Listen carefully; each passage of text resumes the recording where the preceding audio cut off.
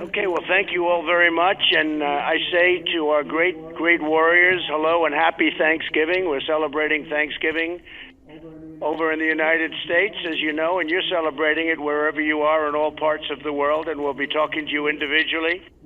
We're honored to be joined on today's call by great patriots. You are really great patriots representing each branch of the American Armed Services. Melania and I want to express our profound gratitude for the extraordinary sacrifices you make to defend our nation while you're away from your families and loved ones. I hope that you'll take solace in knowing that all of the American families that you hold so close to your heart, we're all doing well. The nation's doing well economically, better than anybody in the world. We're the hot nation of the world, and it's nice to know you're fighting, and you're fighting for something that's doing well, and that's our country. I want to begin by welcoming Colonel Stephanie Barton and the men and women of the 101st Airborne Division. These are real warriors, and you have the Resolute Support Sustainment Brigade, and they are joining us from Bagram Airfield in Afghanistan, where our soldiers are providing invaluable aid in combined joint area operations throughout Afghanistan. You are doing an incredible job. A lot of progress has been made, and your courage truly inspires us all. We know what you're doing, and we watch it. Oftentimes, we're watching it every night during the news, and we know it's dangerous, and we also know that you've had an unbelievable impact. Joining us from Al Jabar Air Base in Kuwait is the Central Command Response and Crisis Response Special Purpose Marine Air Ground Task Force. Lieutenant Colonel Sam Howie, you are really great Marines, and you're the embodiment of honor and courage and commitment. It's incredible the job you're doing. I particularly want to congratulate you on the work you've done to crush ISIS from the air and from the ground.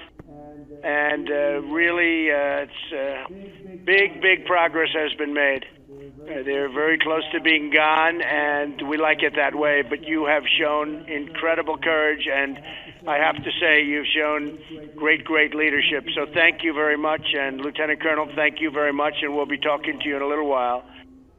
Happy Thanksgiving as well to Captain Pat Hannafin and all of the sailors aboard the USS Ronald Reagan. Great ship. Your ship's motto is one that we embrace every day: peace through strength. That's what the motto is, and we have that motto at home. Everywhere the 7th Fleet sails, the USS Ronald Reagan is an enduring symbol of American might, American strength, American power, and really American goodness in so many ways.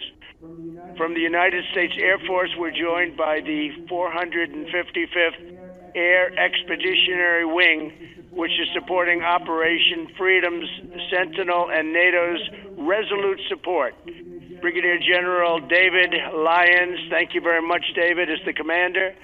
And I want to congratulate you on every minute of the 455th for your outstanding work. Not only have you destroyed hundreds of ISIS, and actually far more than hundreds, and many Taliban targets, but you protect coalition ground forces throughout the region, and you protect them like nobody else. It's incredible the job you do, and I just want to thank you all for being on. And I have to say, General, it's great to speak to you by teleconference and by phone, because your reputation is an incredible one.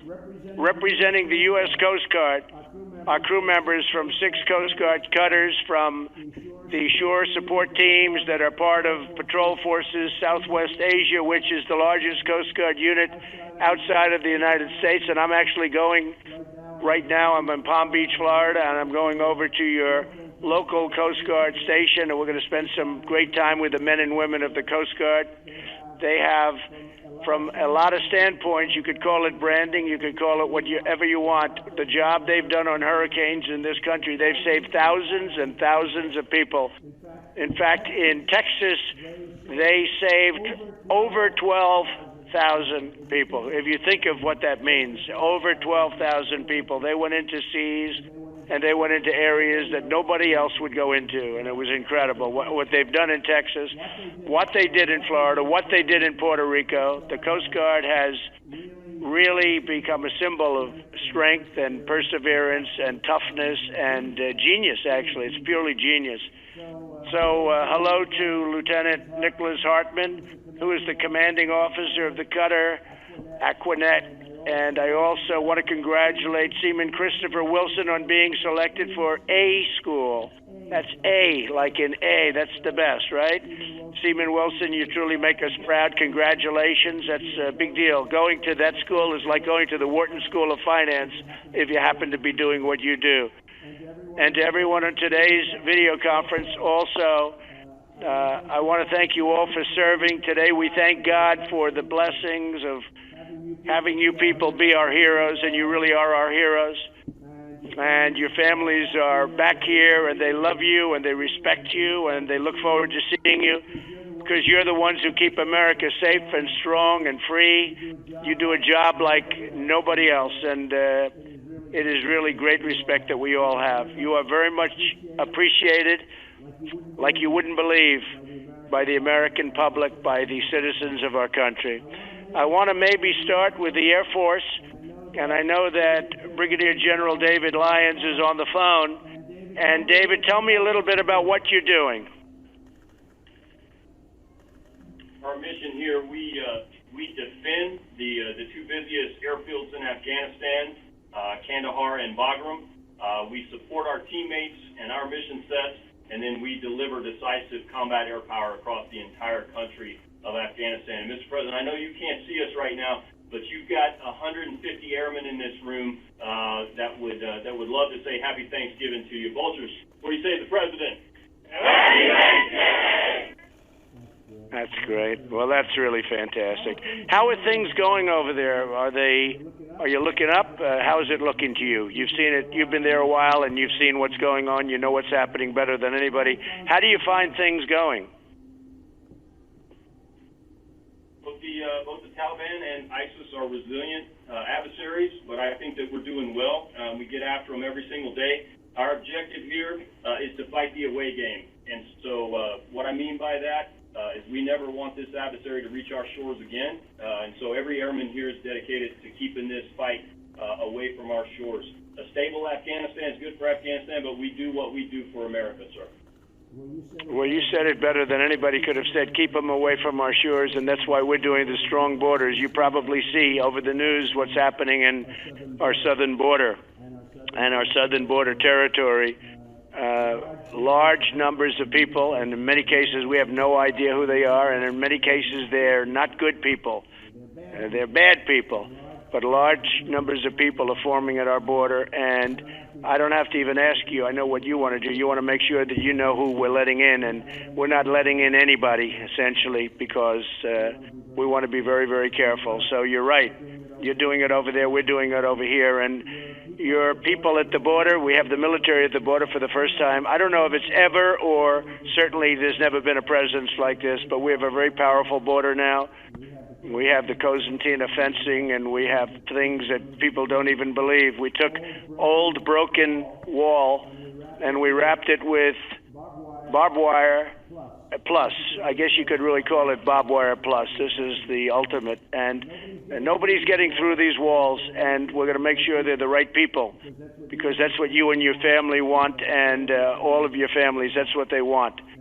And that's why we're all fighting. You know, we're fighting for borders. We're fighting for our country. If we don't have borders, we don't have a country. So we're doing very well on the southern border. We're very tough. We get a lot of bad court decisions from the Ninth Circuit, which has become a big thorn in our side. We always lose, and then you lose again and again, and then you hopefully win at the Supreme Court, which we've done. But it's a terrible thing when judges take over your protective services, when they tell you how to protect your border. It's a disgrace. So we're winning, and you're winning, and I appreciate it very much. And General, your reputation's an incredible one. Thank you very much for doing the job, and I'll see you back when you're in the United States, or maybe I'll even see you over there. You never know what's going to happen. Thank you, Mr. President. We appreciate that. Thank you very much. Really great. And thank all the men and women with you. Really spectacular people.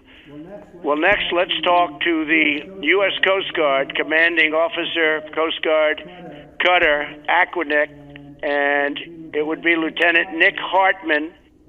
And so, Nick, tell me a little bit about what you're doing, where you are, and how's it going?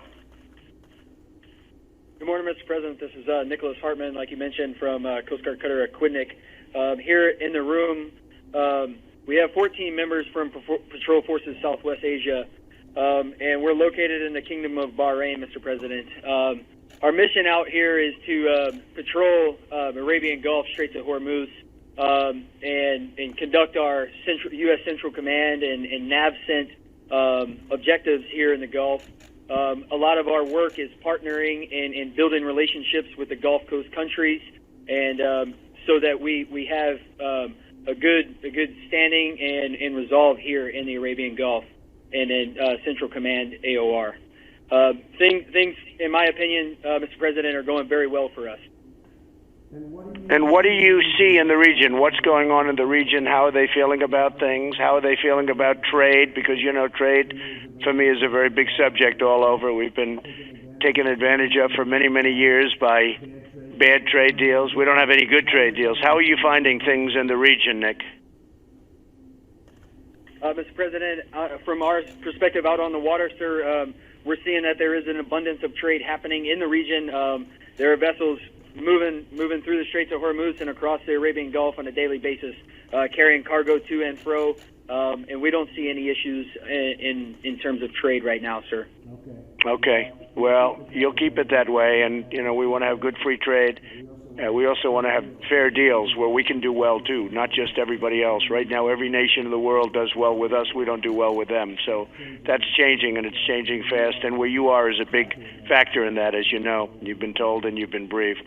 Well, I want to thank you very much, Nick, and great job. And again, as I said, there is no brand that's gone up like the Coast Guard over the last couple of years because of what you've done with the hurricanes in this country. People saw things that they've never seen before. The bravery of your people going out in waves like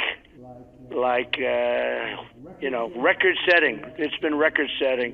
The one hurricane in Texas, they say, dumped more water, and it was more violent in terms of water than anything we've ever had in the country. And you guys went out there and you did it like just a day in the office, and I really appreciate it. We all really appreciate it, Nick, and thank you very much. Thank you very much. Thank you, Mr. President, and happy Thanksgiving. Thank you. You take care of yourself. Let's go to the Army. Good old Army. We love the Army.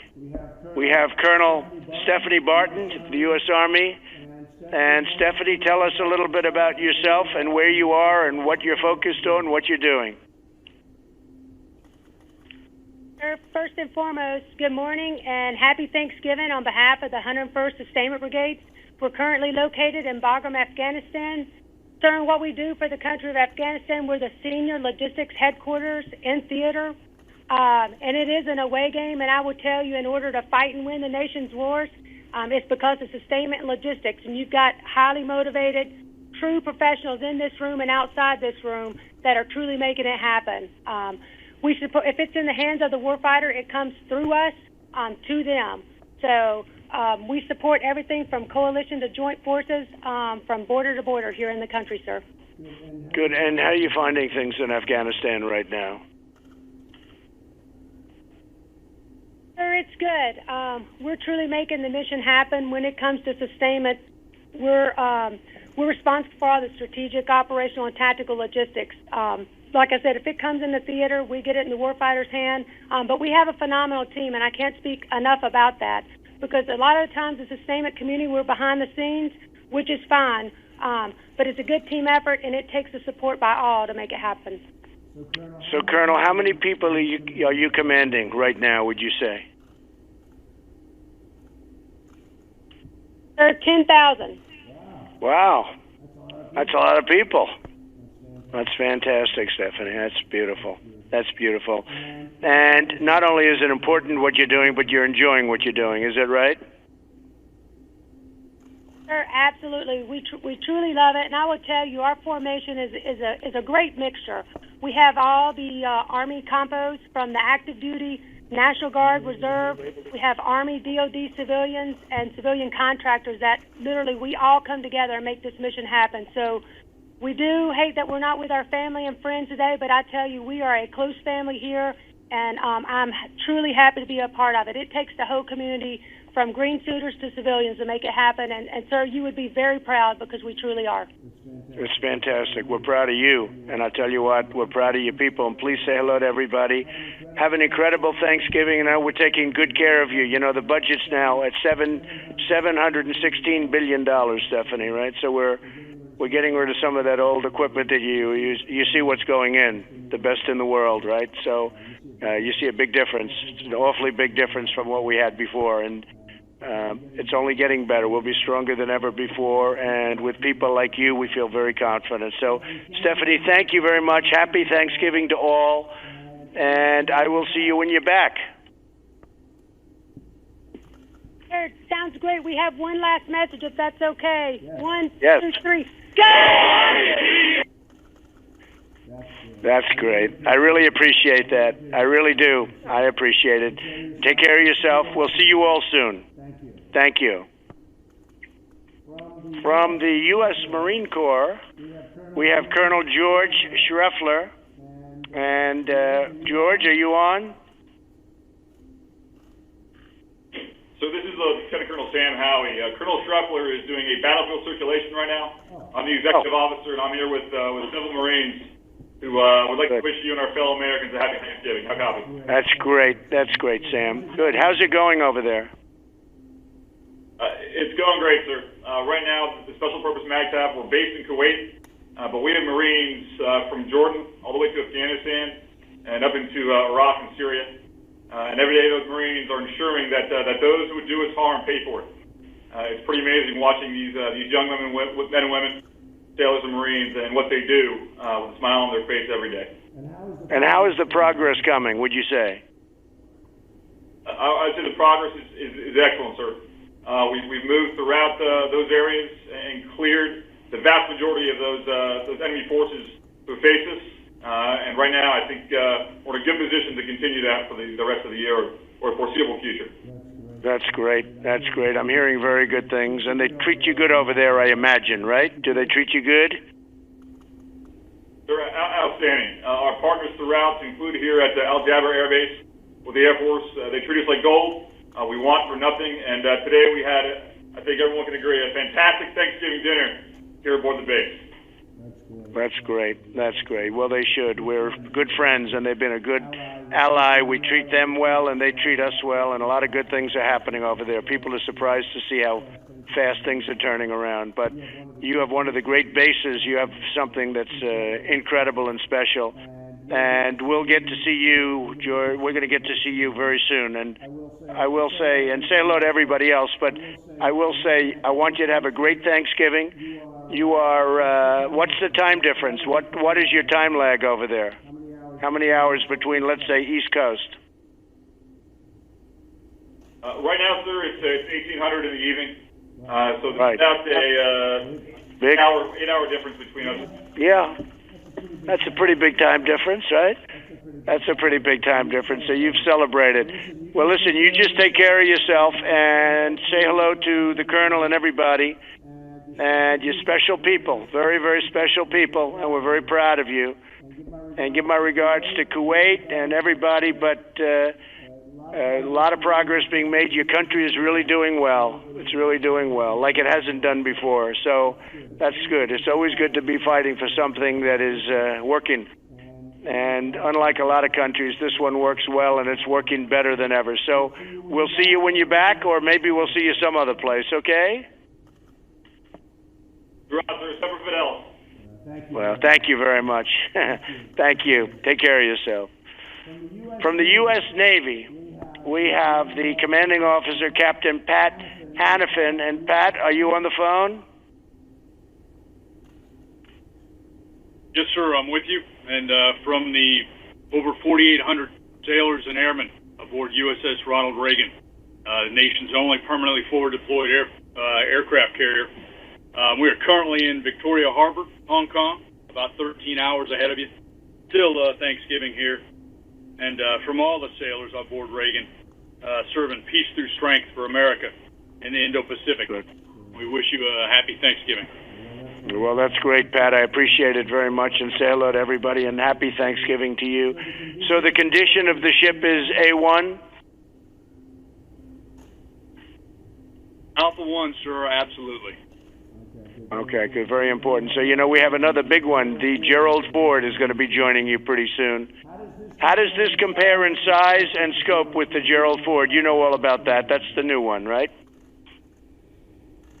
Yes, sir. Size and scope. A good friend of mine just left command of that. But size and scope about the same.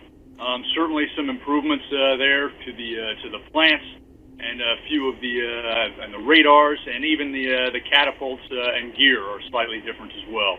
But we'll push over 140 a day daily.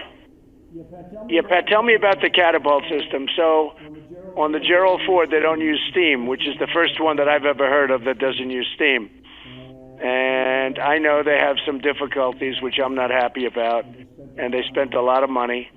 And I was just curious, the steam system is tried and true for many, many years, as long as we've had aircraft carriers.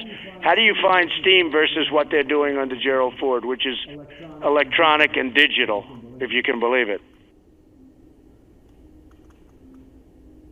Yes, sir. All of our Nimitz super carriers have been using steam for decades, and we find it pretty reliable.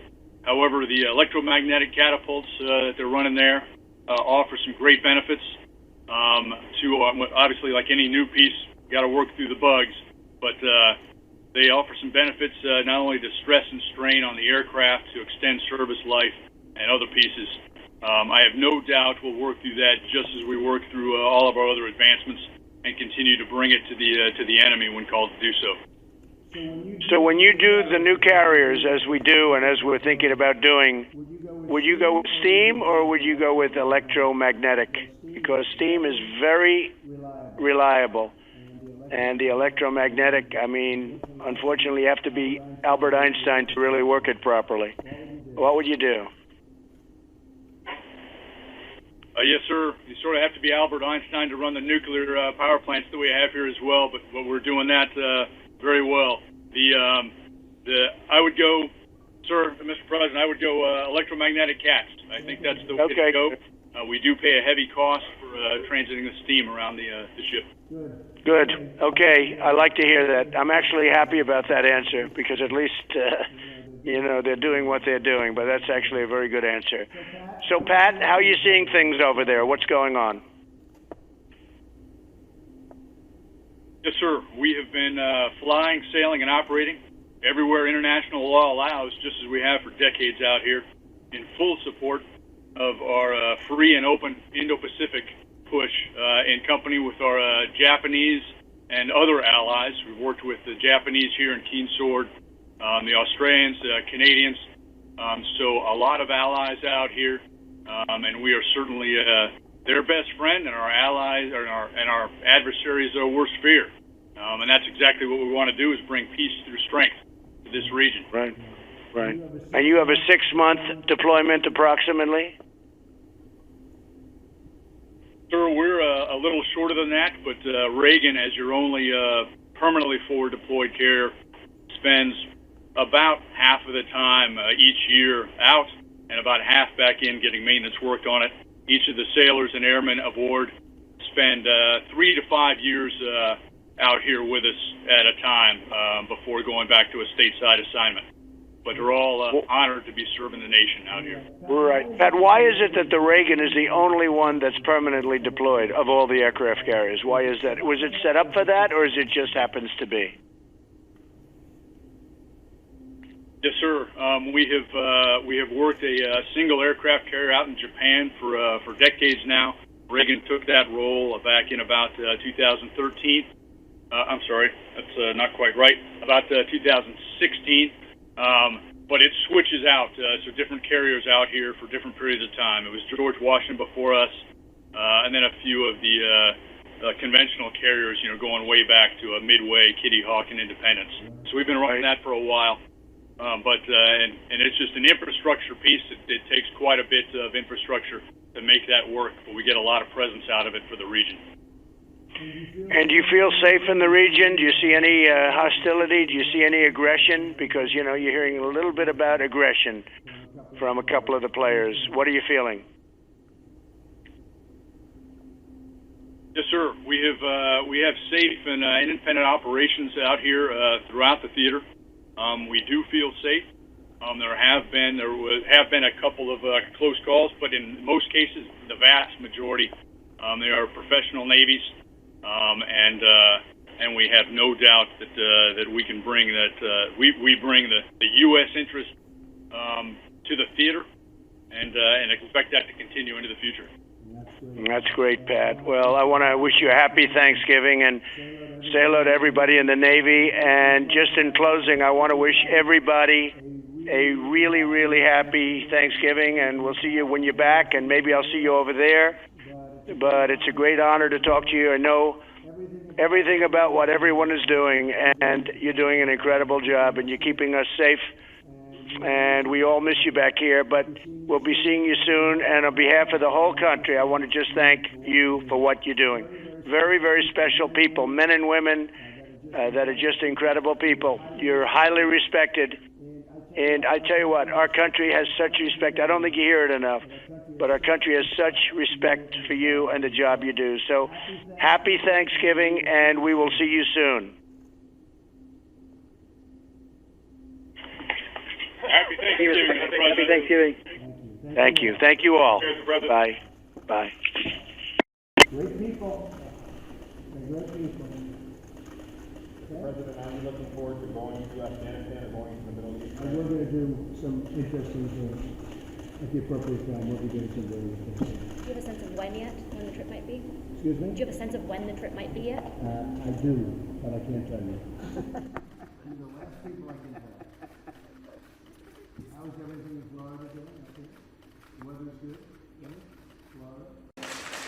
Welcome to the Southern White House. Does the CIA have a recording of MBS demanding Khashoggi's silence? I don't want to talk about it. You have to ask them. What about the border, Mr. President? Well, the border's coming along very well. It's become very strong. We're getting some terrible decisions from the Ninth Circuit, as usual. I don't know if we've ever had a victory in the Ninth Circuit. We have to appeal it. Yes, a vast number of their decisions get overturned, generally speaking. And it's a shame. It's a shame. It's a disgrace, frankly. And essentially, they're legislating. They're saying what to do. Some judge sitting in some location very far away is telling our incredible military and law enforcement what to do. And it's not right. And it's been going on like that for a long time. And we are doing really well, considering the laws are a disaster. And if we had the right laws, it would be a lot less expensive and would do it a lot easier. But we don't have the right laws, and we have people interpreting the laws, and they always give us a bad interpretation. So hopefully we've shown some light on the Ninth Circuit. I know that Chief Justice Roberts, John Roberts, has been speaking a little bit about it, and I think and I have a lot of respect for him. I like him and I respect him, but I think we have to use some common sense. This Ninth Circuit, everybody knows it. It's totally out of control. And what they're doing, what they're saying, the opinions are very unfair to law enforcement. They're very unfair to our military. And they're very unfair, most importantly, to the people of our country, because I'm keeping them safe. And you see how we fortified things, and all of that vast amount of fighting that you see going on at the border, it's all taking place in Mexico. And Mexico cannot believe how tough these people are. The mayor of Tijuana and so many others had said, boy, these are tough people. They start fighting right away. They're tough people. You have many criminals in that caravan, and the big caravan hasn't arrived yet. And we're very well fortified. We have fencing and walls like very few people have. We've been able to do it rather quickly. Cosentino wire, and so many other things are there now that they didn't have. and they're not coming through. We're not letting criminals into our country. Got to come in legally. You have to come in through a process. So we want people to come in because I have many, many companies moving back into the United States. They're opening up car plants. They're opening up factories all over the country. The United States is booming. We have the lowest unemployment we've essentially in most groups ever had. So we have a lot of good things happening. We need workers, but they have to come in legally. We want them to come in, but they have to be people that want to work and want to do a great job for our country. They come in through a merit system. They have to come in. Right now, under the Democrats, they don't have a merit system. They want open borders and people can just flow in. You have tremendously dangerous people in those caravans. And we do not want them coming into the United States, and we're not going to let them. We're throwing out MS-13 and so many others. We're throwing them out of our country by the thousands that got in here over the years. And we're throwing them out by the thousands, and we're bringing back towns. We're making towns safe, and we're doing an excellent job. But we're getting hurt by the Ninth Circuit very, very badly. Everybody files in the Ninth Circuit. I haven't seen anybody file anyplace else. They automatically go to the Ninth Circuit. They could go any place in the country. And I think we're going to have to stop that somehow. The judges are going to have to get together, or Congress is going to have to get together and stop it, because they're taking advantage of our country by filing consistently and always, just about, that I see, in the Ninth Circuit. Even our legislation that we did have passed, it failed in the Ninth Circuit, it failed in the Ninth Circuit appeal, it then won in the Supreme Court. And it's just a shame, because it's really hurting people. It's hurting our law enforcement tremendously. And now that the military is on the border, it's really hurting our military. And frankly, when they hear these decisions, these are professional, the military, the law enforcement, first responders, they can't believe the decisions that are being made by these judges. This is what they do. They do law enforcement, law and order. And they get these decisions down. They say, who makes these decisions? They're not into lawyer things. They say, who makes these decisions? Who are the people that are giving these decisions that are going to make it unsafe for us, meaning law enforcement and military, and making it unsafe for the United States? So despite that, we have a very powerful border, and a lot of good things are happening. Mr. President, are you concerned that by not punishing Saudi Arabia more, it could send a message to other world leaders that they can do as they please, and America could weaken their eyes? No, not at all. Saudi Arabia has been a long-time strategic partner. They're investing hundreds of billions of dollars in our country. I mean, hundreds of billions. They're keeping the oil prices low. I see that yesterday, one of the papers, I was blamed for causing traffic jams because I have the oil prices so low. Well, I have the oil prices low because I'm jawboning them and others all the time to keep them low. Nobody ever did that. No president ever did that. And gasoline is now at a very low number. But I actually got even beat up for that, where they said the president has the gasoline so low that he's causing traffic jams. Can you believe this one? I said, that's one nobody ever thought of. So anyway, no, but I'll always, let's have some traffic jams. We want low oil prices, and Saudi Arabia's really done a good job in that respect. They pumped out a lot more oil than was going to be pumped out when I called them about 4 weeks ago. And if you look at oil, 4 weeks ago, it was at 82, 83, and it was going up to 100 a barrel. That would have doubled your prices and even tripled your prices at the car for gasoline. And instead, you have very low gas prices all over the country. That's because of what I did, and Saudi Arabia helped us. But very importantly, they're investing billions of dollars. They're buying their equipment from us. And remember this, they don't have to buy it from us. They can buy it from Russia, and they can buy it from China. They make very good equipment. They don't make as good equipment as we make. Nobody does, nobody even close. But they make very good equipment. So they can spend that money in Russia and China and other places, and that is not acceptable. So the CIA, Mr. President, concluded with confidence that India... They didn't conclude. No, Josh, they didn't conclude. I'm sorry. Wait. You're saying they did not? Josh, no, they didn't conclude. They did not come to a conclusion. They have feelings certain ways, but they didn't have the report. And you can ask Mike, they have not concluded. Nobody's concluded. I don't know if anyone's going to be able to conclude that the Crown Prince did it. But I will say this, I don't know. I don't know. But whether he did or whether he didn't, He denies it vehemently. His father denies it, the king, vehemently. The CIA doesn't say they did it. They do point out certain things, and in pointing out those things, you can conclude that maybe he did or maybe he didn't.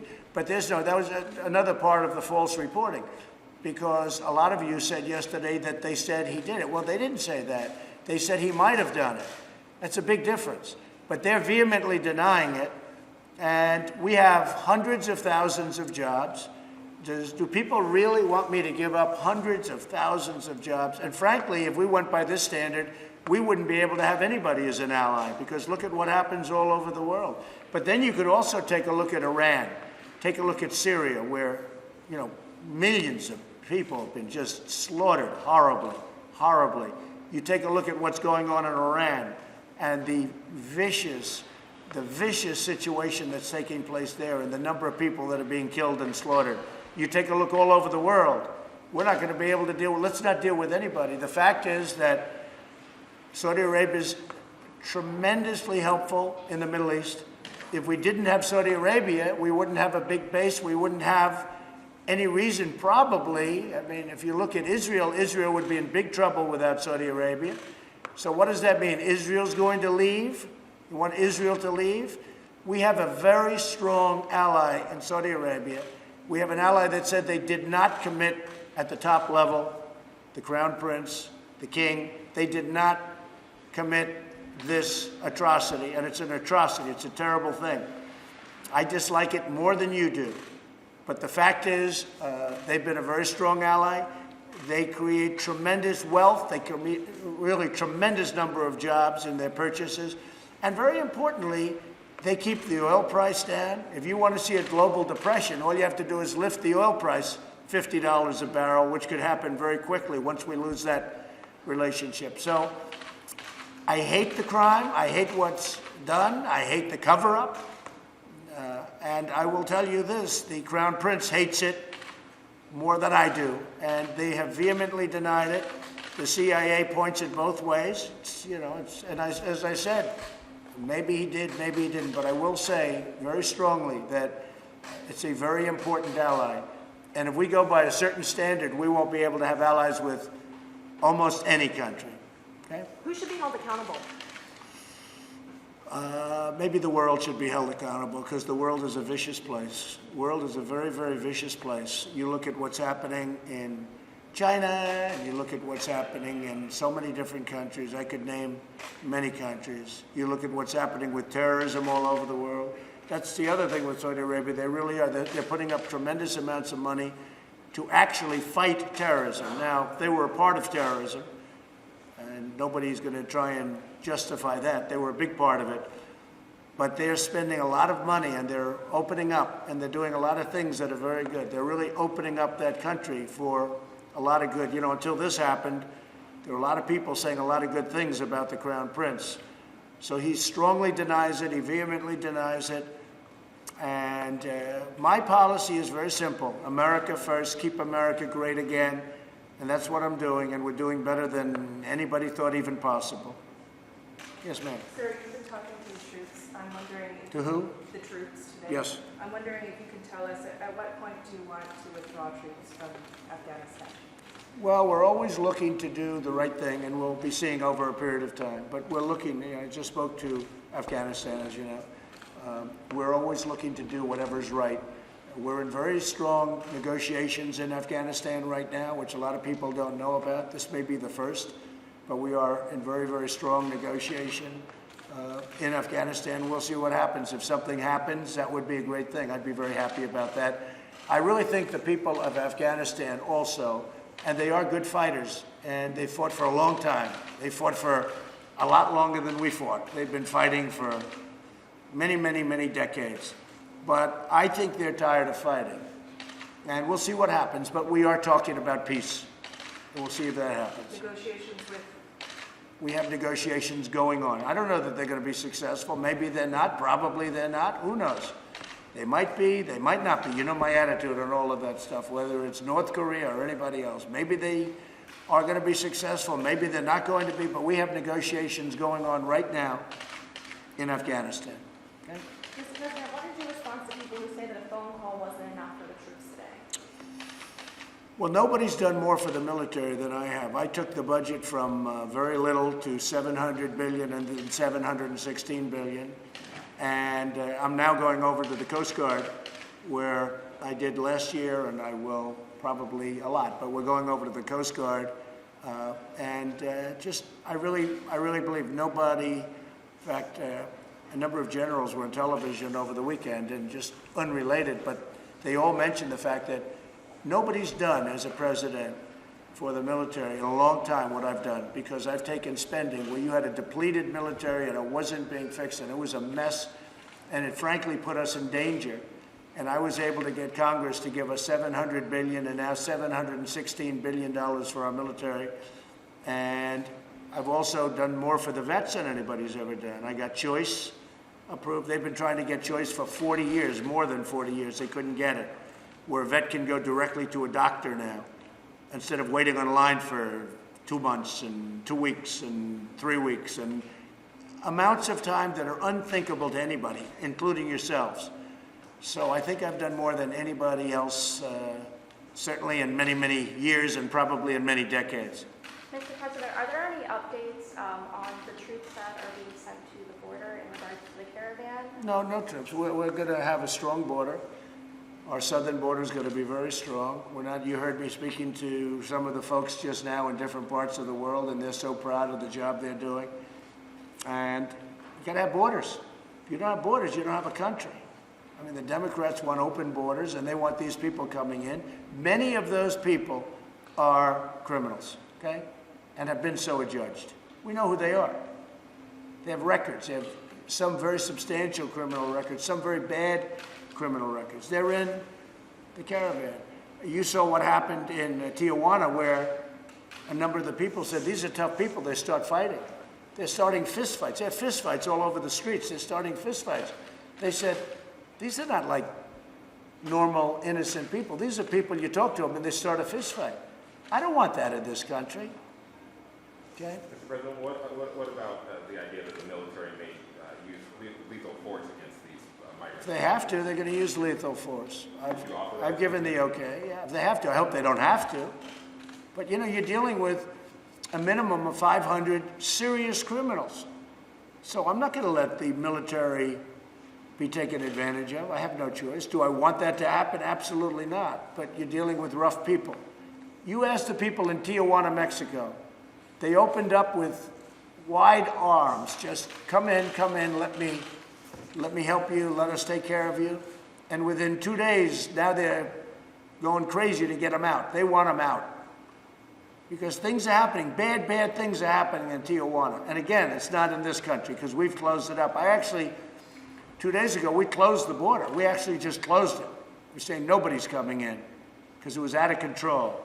But you take a look at Tijuana, Mexico, and you see what's happening there. It's really a bad situation. What do you mean you close the border and nobody's coming in? What do you mean by that? If we find that it's uncontrollable, Josh, if we find that it gets to a level where we are going to lose control or where people are going to start getting hurt, we will close entry into the country for a period of time until we can get it under control. For the entire border? The whole border. I mean the whole border. And Mexico will not be able to sell their cars into the United States, where they make so many cars at great benefit to them, not at great benefit to us, by the way. But at least now we have a good new trade deal with Mexico and with Canada. But we will close the border. And that means that Mexico's not going to be able to sell their cars into the United States until it's open. But we're going to either have a border or we're not. And when they lose control of the border on the Mexico side, we just close the border. And we have a very powerful border. We built a very strong border in a very short period of time, and the military has been fantastic. The job they've done. And by the way, Border Patrol and ICE, all of the law enforcement we have involved, and we have local law enforcement too, they have done an incredible job. And they've wanted this for years. You know, I'm the first president that's done it to this extent, but they've wanted this for years. And some of the presidents, I guess they didn't care, or they wanted open borders. I don't think they wanted open borders, because most of them, if you go back to 2006, they all approved essentially a wall, a very powerful fence, which is pretty much the same thing. But in 2006, if you look, Obama, You look at Hillary Clinton, you look at Schumer, all of the people that are standing up protesting. They think it's good for them politically. See, I think it's very bad for them politically. I think the fact that they're weak on the border is very, very bad for them politically. But, you know, I've only been a politician for 3 years, so maybe they know better than me. Is there going to be a government shutdown over this wall in December? Could happen, yeah, over border security. The wall is just a part of border security, a very important part, probably the most important part. But could there be a shutdown? There certainly could, and it will be about border security, of which the wall is a part. Do you think Secretary Nielsen is doing a good enough job? Well, she's in there trying, I'll tell you. It's a tough job. I mean, yesterday she gets a ruling that things that we were doing, a judge that knows nothing about it decided to take law enforcement into his own hands, and he gives a ridiculous ruling. So we'll appeal it. But it makes the job harder. We're still doing the job perfectly. But it makes the job harder, and it makes the job more dangerous. Because a judge made a ruling that was shocking. Okay? Just to be clear, going back to the idea of shutting down the border, what would it take for you to reach that step and want to do that? Well, I've already shut it down. I've already shut it down for short periods. Are you talking about that one border? No, yeah. I've already shut down parts of the border because it was out of control with the rioting on the other side in Mexico, and I just said shut it down. What does that look like in practice? What? What does that look like in practice to shut down the border? You see it. I mean, it took place 2 days ago. Did you have to sign an order? Is there any? Yeah, they called me up and I signed an order. Can we get a copy of that? Oh, you don't need it, don't worry. It's not that big a deal, but maybe to some people it is. What we want to do is we want to have a strong border. We want to have people come into our country. I want to have a lot of people come in. We need them. But they have to come in through merit, and they have to come in legally. They have to come in legally. You know, we have a lot of people, millions of people that have been waiting online for years to become citizens of our country. Great people. They went through a whole process. And then these people come in and they think they're just going to walk in and it's a very unfair thing to all of the people that have been waiting online, in some cases for many years, because they've done it right, but they don't think they've done it right because they say, well, how can we do it right? And we go through this very complicated legal process, and they have lawyers and everything else, and then you have people rushing through the border, and they're supposed to stay. It's not happening with me. We've been very tough on the border. I mean, the problem that we have is that I've created and helped create a country that's doing better than it's ever done economically, so a lot of people are coming up here because their countries are not doing well. And perhaps for a reason, but whatever that reason is, their countries are not doing well. Okay, a couple of more. Anybody else? Yes, ma'am. How prepared are you for this meeting with President Xi? How are you preparing for it, and how confident are you? I'm very prepared. I've been preparing for it all my life. You know, it's not like, oh, gee, I'm going to sit down and study. I know every ingredient. I know every stat. I know it better than anybody knows it. And my gut has always been right. And we're doing very well. And I will tell you, China very much wants to make a deal. China has been taking advantage of the United States for many, many years. They've taken out $400, $500, and $600 billion a year. That doesn't include the theft of intellectual property, which has been horrible, what they've been doing. And, you know, it's not a question of preparing. I think I prepared for this meeting. I had a meeting literally right in that corner with President Xi. We have a great relationship. I like him a lot. I think he likes me. He probably likes me less now than he did before we did what we're doing. But we've picked up trillions of dollars in value, and China has lost trillions of dollars in value since I'm president. Trillions, many trillions of value. And we've picked up many trillions of dollars in value. And we are a true economic power, far greater than we were before I became president. We are an economic power that is far greater than we were. When I took over, we were teetering. We were in bad shape. We were going down to -4, -5, -6% in GDP. Instead, last quarter we hit 4.2%.